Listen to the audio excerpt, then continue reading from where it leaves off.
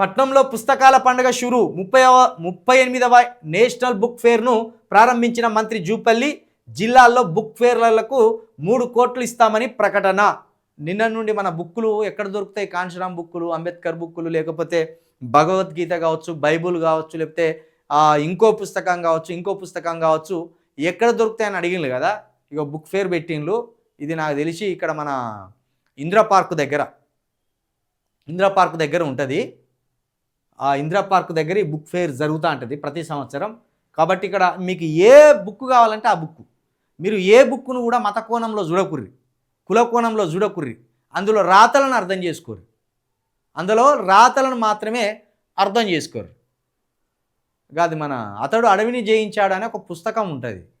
కేవలం పంది కోసమే ఒక ఎరకలి సామాజిక వర్గానికి సంబంధించిన వ్యక్తి ఎంత ఆరాటపడతాడు తన పందిని కాపాడుకోవడానికి.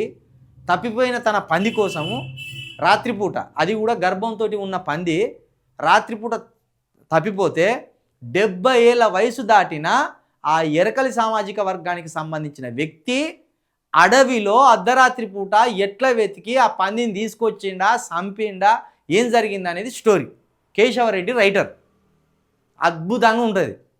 అట్లా రాసిన ఆయన రెడ్డి, కానీ ఎరకలి సామాజిక వర్గం సంబంధించిన వ్యక్తుల జీవితాలను ఎట్లుంటాయి, పంది మీద వాళ్ళ మమకారం ఎట్లుంటుంది అనే దాన్ని అద్భుతంగా వర్ణించాడు. ఏ బుక్కును కూడా మత కోణంలో, కుల కోణంలో చూసి మన మతమే గొప్పది, మన కులమే గొప్పది అని ఇది ఉంటే ఇది వెర్రి అంటారు.